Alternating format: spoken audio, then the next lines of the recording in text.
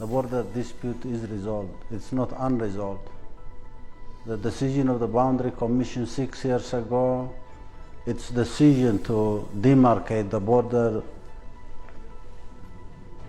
Asiyaasi Afwerki, macalinka diktatoriyadda geeska, ninka ugu xukunka dheer geeska Afrika, kan ugu dawlad yar cimri ahaan, askarigan adadag, yaraantiisa waxa uu ku barbaaray nolosha magaalada caasimadda taale ee Addis Ababa, halkaas oo uu kaga baxay iskuul, ka galayna jaamacadda magaca weyn ee Addis Ababa University, balse isagoo aan dhammaysan kuliyadda injineeriyadda ayuu ka tegay.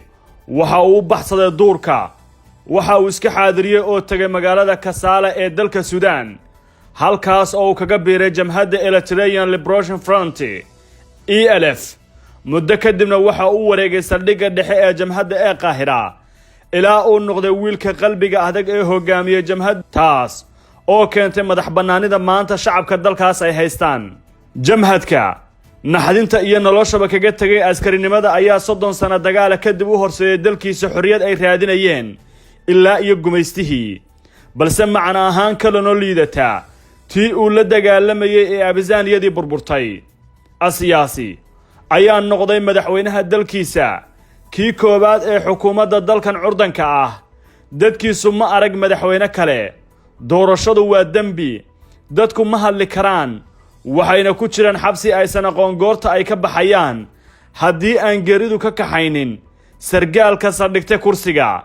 Afwerki ma aha nin qosla ama naxariis agtiisa taallo, waxa uu haystaa dalkan oo u arka shirkad uu leeyahay, waxayna sanado badan ishayeen dariskiisa ay wada qabsadeen talada dalkaas. 25 sano oo jamhadnimo ahayd, 27 sano oo madaxweynenimo ah.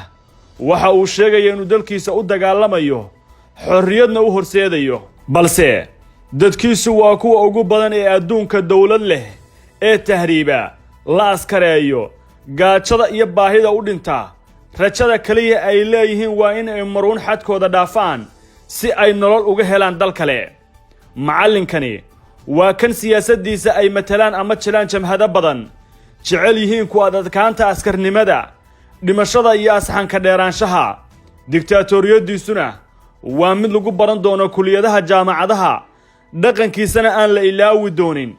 74 sano jirkan Asiyaasi Afwerki ayaa galaya sanadka cusub ee 2021 isagoo isku boqoraya hogaamiyaha guusha iyo geesiga geeska Afrika. haddii tiisa loo akhriyo waa hanad, balse dadkiisu waxay u yaqaanaan hoog lagu halaago intooda badani. 2 sano isagoo xukunka jooga ayuu galay dagaalkii ugu cuslaa ee ka dhaca gobolka geeska Afrika, markii ay weerar ku qaadeen Itoobiyaanimadii ay xornimada ka qaateen. waxay u arkayeen inay ka takhalusaan oo ay qof kale geystaan xukunka Casmara si ay uga faa'iideystaan xeebta muhiimka ee Casab. Mille Zanaawi oo abaal badan uu ku lahaa Asiyaasi Afwerki waxa uu ilaaway inuu yahay maskaxdii ku soo dhaweysay masraxiyadda jamhadnimada iyo inuu la qabtay Addis Ababa sanadkii 1991. dagaalkaas waxa uu galaaftay nolosha kumanaan askari iyo shacab oo ku sugnaa aagga waqooyi ee ay ku dagaalameen Itoobiya iyo Eritrea. xilligaas Itoobiyaanku awood hubeed iyo ciidanba uga badnaa. Afwerki dagaalkaas way ku guul daraysteen inay yoolka ay lahaayeen ka gaaraan dagaalkii Badame ee xuduudda Eritrea. yoolku waxa uu ahaa in Afwerki xukunka la dhaafiyo, taa beddelkeeda 20 sano kadib Eritreaanku waxa ay dib u qabsadeen dhammaan aagaga dagaalka. warxaneed ay isdhaafsadeen Mille Zanaawi Itoobiya ee Tigreega ahaa iyo Ismaaciil Cumar Geelaha Jabuuti ayay ku sifeeyeen shakhsiyadda Afwerki. manaxi haddii aad dagaalantaan aan maalin cafis lahayn, ilaa uu kula helo lagdinta teeda dhabarjabinta ah iyo dhinaca kale saaxiib dhow oo nafta kuu huraya marka ay ku jirto jacayl iyo saaxiibtinimo uu kuu qabo.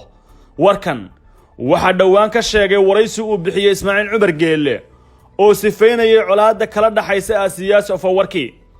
hadallada taariikhda duwaankiisa ugu suntan iyo nabarka ku ah Asiyaasi Afwerki waxaa ka mid ah markii 1993 sanadkii koobaad ee xukunka uu ka qayb galay kulankii Afrika ee ka dhacay Qaahira.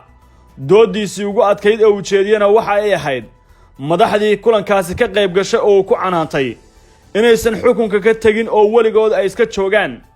Negase Gidade madaxweynihii Itoobiya oo madasha joogay ayaa ku warceliyay Afwerki inuu leeyahay maskax xukun ka jecel yahayna naf jecel inuusan awoodin dana ka tagi doonin malaha sanadkii koobaad ee maskaxdiisa ku jirtay waxa bedelay kursiga aan ka kaca lahayn iyo manfaca kursiga ee soo dhaweynta mudan